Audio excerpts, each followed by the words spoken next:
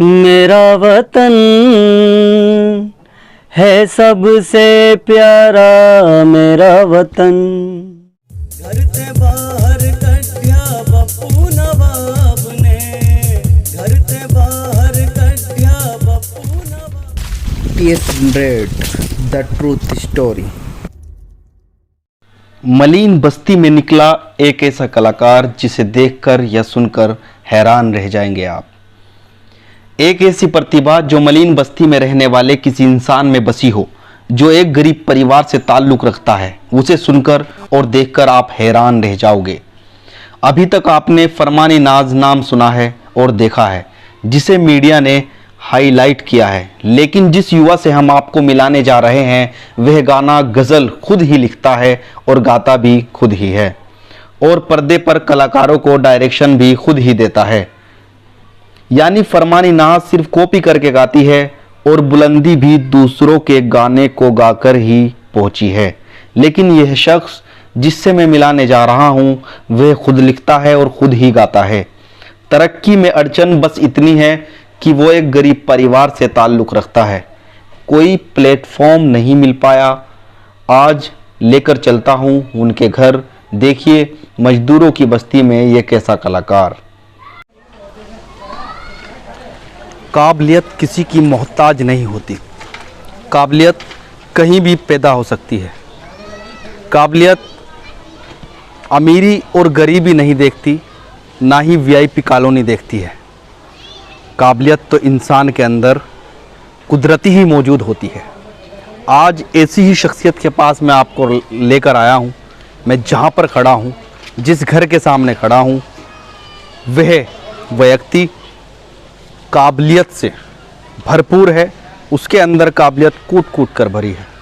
काबिलियत हर फील्ड में, हर क्षेत्र में अलग अलग तरह की होती है। यहाँ जहाँ मैं आपको लेकर आया हूँ, जो घर आपको इस तस्वीर में दिखाई दे रहा है, ये घर उस व्यक्ति का घर है जो सिंगिंग में महारत हासिल करता है, जिसे महारत हासिल है, लेकिन गरीबी के कारण, गुर्बत के कारण मुकाम पर पहुंच नहीं पाया।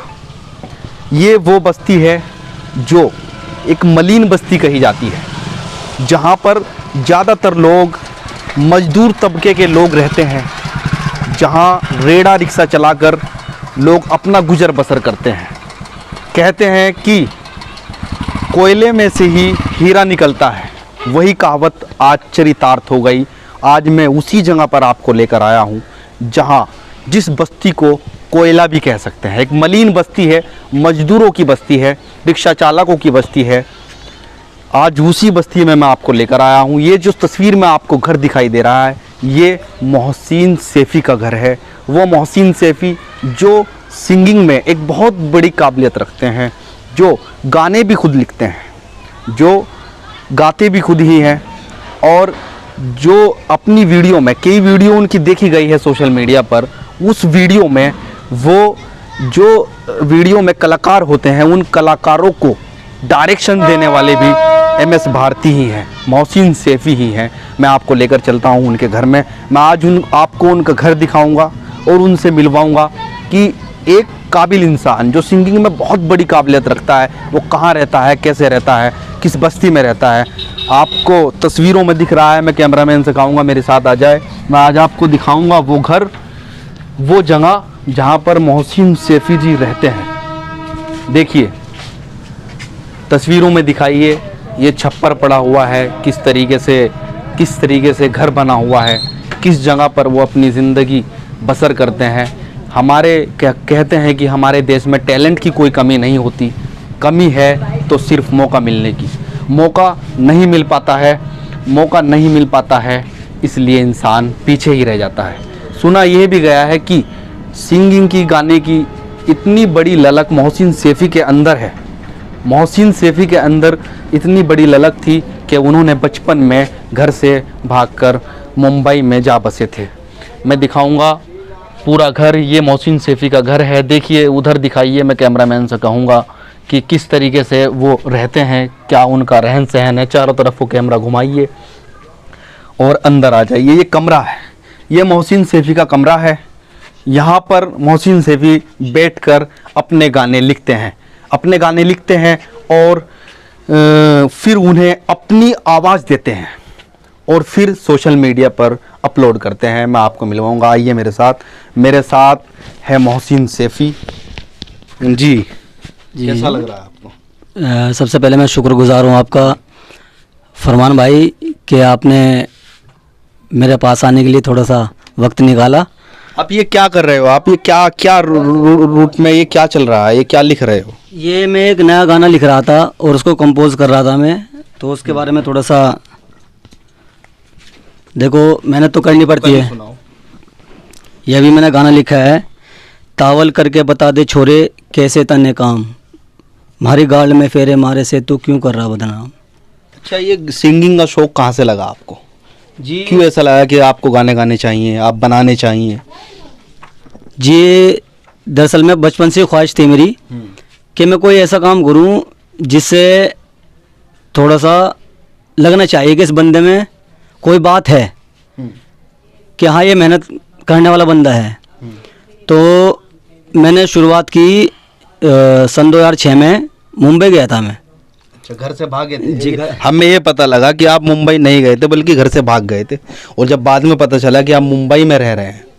जी हाँ, वो घर से मैं इसलिए भागा था कि मैं कुछ करना चाहता था मैं जी, कि कुछ अच्छा सीखने को मिले। अब मैं जैसे कि आपने देख लिया कि मैं गरीब परिवार से हूँ मैं, और पढ़ाई लिखाई भी कोई खैर इतनी खास नहीं हुई मेरी, लेकिन जब मेरे जो फादर है वो भी मतलब मजदूरी है। अच्छा, किस तरीके से आपके दिमाग में आता है ये चीज़ें कि मुझे गाना लिखना चाहिए? अल्फाज कहाँ से लाते हो, शब्द कहाँ से लाते हो, और उन्हें लिखकर फिर अपनी आवाज़ देते हो? बहुत मुश्किल होता होगा। किस तरीके से, किन किन परेशानियों का सामना करना पड़ा? जी, जब मैं फर्स्ट टाइम मुंबई गया था मैं, तो उस टाइम पे मेरे दिमाग में कोई बात नहीं थी। तो वहाँ से जैसे मैं काम करते करते 5-7 महीने हो गए, तो एक लड़का साथ में काम करता था वहाँ पे, वो बोला कि यार मैं एक गाना लिख रहा हूँ, एक स्टोरी लिख रहा हूँ फिल्म की, और मैं राम गोपाल वर्मा को दूंगा। अच्छा। मैं बोला यार तू दे देगा? बोला हाँ दे दूंगा। तो मैंने कहा यार इसके गाने में लिखूँगा। वो बोला यार तुझसे नहीं लिखा जाएगा, ये बहुत केड़ी चीज़ है। मैंने कहा यार मेहनत करने से तो मैं बाज नहीं आता, मेहनत करूँगा, मैं देखता हूँ कैसे नहीं आएगा मुझसे मतलब गाना लिखने के लिए। तो मैं वर्ली चौपाटी है और उसके किनारे पे जाके बैठ गया और मैं पत्थर मार रहा सागर में, समुंदर में, और जोगी जो उसने स्टोरी लिखी थी जोगी फिल्म की, तो मैंने फर्स्ट टाइम वो सॉन्ग लिखा था, जोगी जोगी जोगी बन जाऊंगा तेरे नाम का, गुन गुन गुन गुन गाऊंगा तेरे नाम का। अदरवाइज़ वो चीज़ें अब मुझे अच्छी नहीं लगती, लेकिन मैंने मतलब फर्स्ट सॉन्ग मेरा यही था। तो उसको जब मैंने सुनाया तो उसने कहा यार मोहसिन भाई तुम तो यार बहुत अच्छा लिख लोगे, मेहनत करो। फिर मैंने जैसे ही करीब करीब मेहनत करते चला गया, मैं कुछ उस्ताद भी बनाए शायरी में, उनसे सीखने को मिला। फिर शायरी सीखने के बाद में मैं मिला हरिहरन साहब से। हरिहरन साहब को मैंने अपनी एक गज़ल दी लिखी हुई, सारेगामापा एक में और एक तू चल रहा था उस टाइम पे सन 2006 में। तो वहीं पे मैं कैंटीन में काम करता था, फेमस स्टूडियो की कैंटीन में, जो फेमस स्टूडियो है ना महालक्ष्मी के बराबर में, वहाँ पे स्टूडियो में की कैंटीन में काम करता था मैं जब उस टाइम पे। तो वहाँ पे एक सागर नाम का लड़का था दोस्त मेरा, वो मुझे वहाँ पे लेके गया प्रोग्राम के अंदर। उन्होंने कहा सागर भाई ने कहा उनको भाई यहाँ हो जाएगा तेरा काम। वहाँ पे मैं शान भाई एक सिंगर जिनका वो चांद सिफारिश गाना है, उनसे मिला। उनसे मिलने के बाद में उन्होंने कहा कि यार मोहसिन तुम तो यार बहुत अच्छा लिखते हो गज़ल, चलो मैं तुम्हें मिलाता हूँ, एक गज़ल सिंगर है हमारे पास।